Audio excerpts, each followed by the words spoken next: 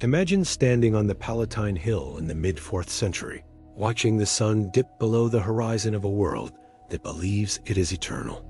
Below you, Rome stretches out in a colossal sea of white marble, porphyry, and gold, a city of 1,000,000 souls humming with the echoes of fountains, the haggling of merchants, and the distant, fading roar of the Colosseum. To a Roman of this era, the city wasn't just a place of residence. It was the psychological horizon of human possibility. It had stood for 1,000 years, and in the collective mind of its people, it would stand for 10,000 more. This was the Eternal City, an empire so geographically vast and so historically ancient that its citizens had literally forgotten what it felt like to be afraid.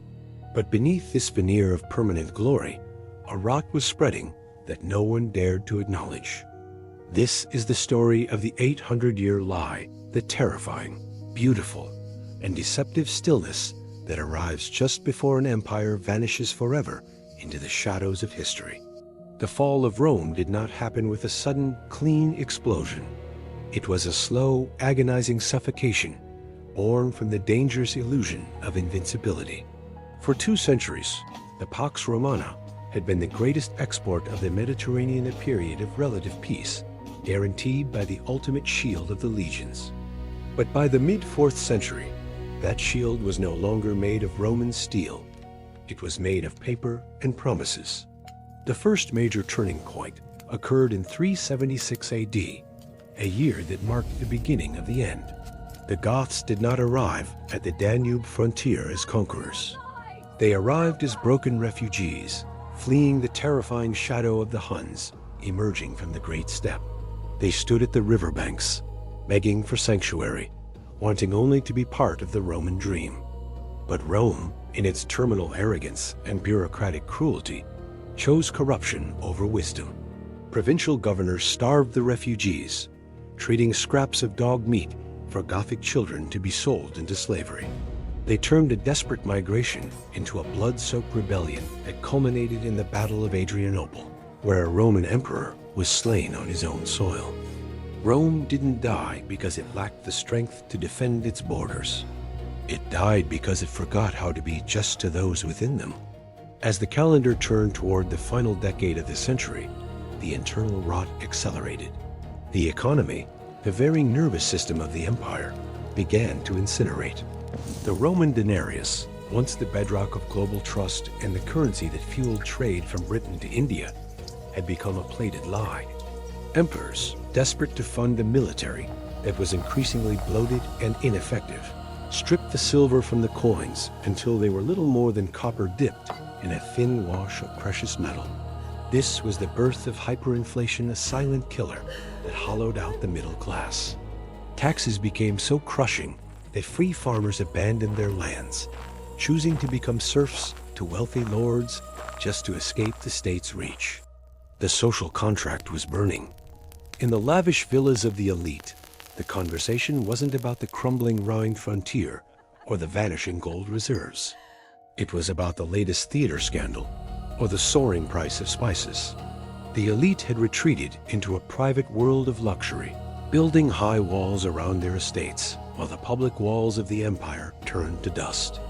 This was the silence of a bureaucracy that had stopped working, collective amnesia, where the Roman people assumed that the Eternal City was a law of nature rather than a fragile human invention.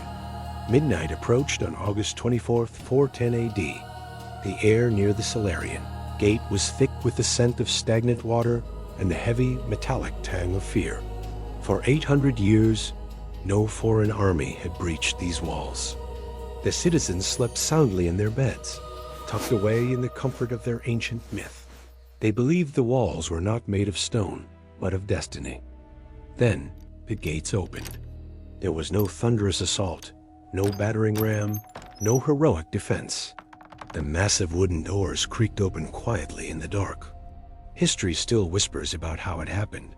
Some say it was an act of mercy by a noble woman who wanted to end the famine within. Others claim it was the ultimate betrayal by disgruntled slaves. But the most haunting possibility is that the gate was opened by a guard who simply no longer cared who held the keys. When King Alaric and his Visigoths walked into the heart of the world, they found a city that had already surrendered its soul. They stripped the gold from the temples and kidnapped the emperor's sister, but they left the churches standing. It was a bizarre, methodical harvest. The spell of invincibility was broken.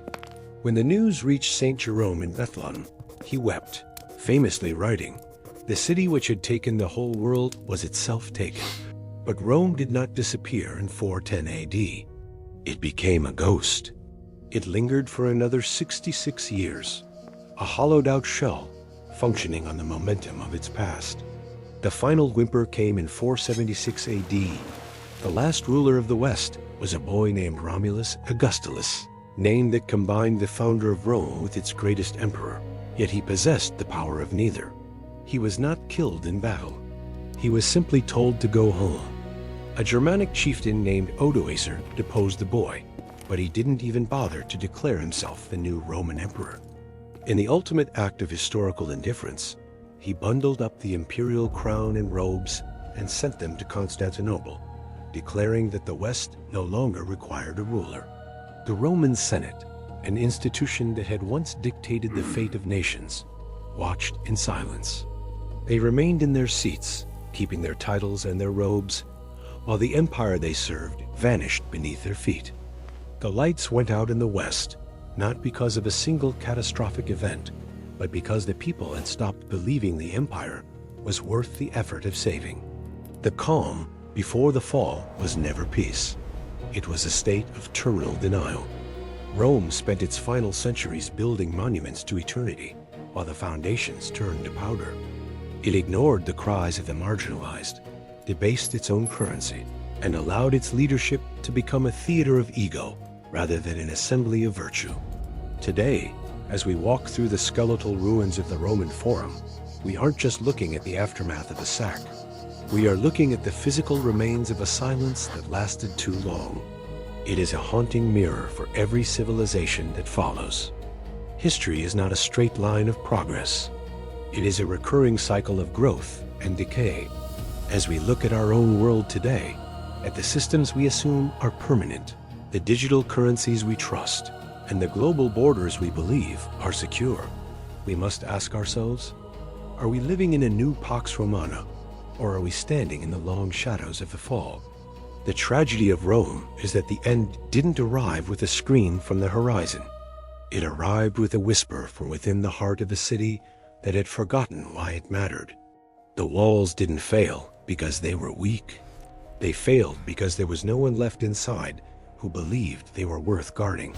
And once that belief is gone, the fall is not an event, it is an inevitability.